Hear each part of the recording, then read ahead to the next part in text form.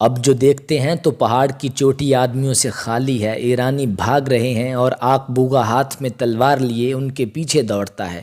جب کل تاتاری فوج اوپر آ لی تو شاہ رخ کے علم قلعے کے برجوں کے نیچے بلند کیے گئے اور نقاروں نے تمام وادی میں غلغلہ ڈال دیا کہ بس اب خاتمہ قریب ہے۔ ایرانی قلعے سے نیچے کے برجوں کو جو راستے کے موڑوں پر تھے چھوڑ کر چوٹی پر پہنچے جہاں قلعہ تھا، لیکن تیمور کے سپاہیوں نے جو پہلے ہی وہاں پہنچ گئے تھے ایرانیوں کو ایک ایک کر کے پہاڑ کے نیچے گرا دیا۔ شاہ منصور کے قلعے دار کو بھی پکڑ کر پہاڑ کی چوٹی سے نیچے پھینک دیا، جہاں چٹانوں میں وہ کپڑوں کی ایک بے جان گٹھڑی پر نظر آیا۔ قلعہ سپید تاتاریوں کے ہاتھ فتح ہو گیا۔ جب لڑائی ختم ہوئی تو آک بوغا کی ڈھنڈیا پڑی، جب ملا تو اسے پکڑ کر صاحب کران کے سامنے لائے۔ صاحب کران نے اسے خلعت میں ریشمی اور زرعی کپڑے، خیمے اور ڈھیر خوبصورت کنیزیں، بہت سے گھوڑے، خچر اور اونٹ اور نقد روپیہ اتنا دیا کہ وہ بالکل حیرت زدہ ہو کر امیر کے سامنے سے باہر آیا۔ جس قدر سامان ملا تھا، جب اسے پیچھے آتا دیکھتا تھا تو سر ہلا کر رہ جاتا تھا۔ جب لوگوں نے چلتے چلتے روک کر اس کی بہادری کی تعریف کی تو کہنے لگا، خدا گواہ ہے کہ کل میرے پاس ایک گھوڑے سے زیادہ کچھ نہ تھا، آج یہ سارا ساز و سامان میرا کیوں کر ہو سکتا ہے؟ آک بوغا کو امیر زادہ محمد سلطان کی فوج عقب میں سرداری کا درجہ ملا۔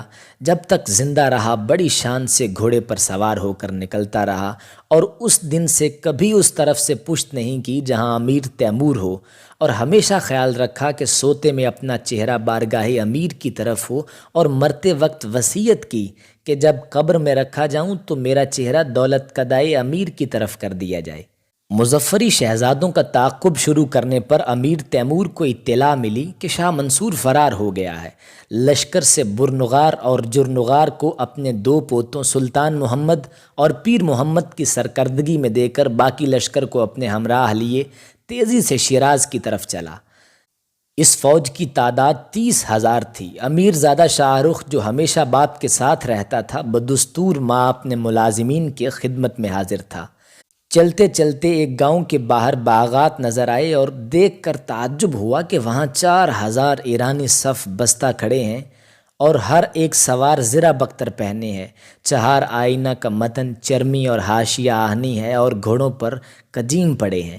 واقعہ یہ تھا کہ پہلے تو شاہ منصور اس فوج کو لیے ہوئے شیراز سے بھاگا تھا، مگر اس وقت وہ ارادہ بدل کر شیراز کی طرف واپس آ رہا تھا، اور اس کی وجہ یہ ہوئی کہ وہ جب شیراز سے بھاگ کر ایک گاؤں میں منزل کی اور وہاں چند لوگوں سے پوچھا کہ شیراز کے لوگ اس کی نسبت کیا کہتے ہیں، تو انہوں نے کہا، واللہ وہ یہ کہتے ہیں کہ بعض لوگ ایسے تھے کہ جن کے پاس بڑی بڑی ڈھالیں تھیں اور ان کے ترکش بھاری تھے، لیکن وہ اس طرح بھاگے جیسے بھیڑیے کو دیکھ کر بکریاں بھاگتی ہیں، اور اپنے اہل و عیال کو بھی چھوڑ کر دشمن کے حوالے کر گئے۔ اس طعنے پر شاہ منصور کا چہرہ سرخ ہو گیا اور گھوڑے کا رخ پھیر شیراز کی طرف واپس چلا۔ راستے میں ایک گاؤں کے قریب باغوں میں وہ اور اس کے سوار اترے ہوئے تھے کہ تیمور کی فوج نے جو شیراز کی طرف آ رہی تھی ان کو دیکھا۔ شاہ منصور نے جان پر کھیل کر اپنے سواروں کو لے کر تیمور کی فوج پر حملہ کر دیا۔ منصور کے بعض رسالے بے ترتیب ہو کر پیچھے ہٹے، مگر 2,000 کا رسالہ ایسا تھا جو تاتاریوں کی صفوں کو توڑتا ہوا ان کے عقب میں پہنچ کر بعض بلند مقامات پر قابض ہو گیا۔ شاہ منصور نے اس پر بس نہ کی بلکہ پلٹ کر وہاں حملہ کیا جہاں تیمور کا علم نصب تھا۔ امیر تیمور فوج سے کچھ ہٹا ہوا ایک علیحدہ مقام پر چند ہمراہیوں کے ساتھ ایرانیوں کے اس حملے کو جو اچانک پیش آیا تھا دیکھ رہا تھا۔ جب منصور بڑھ کر تیمور کی طرف آیا تو تاتاری سرداروں نے امیر کے گرد حلقہ باندھ کر ایرانیوں سے دست بستہ لڑائی شروع کر دی۔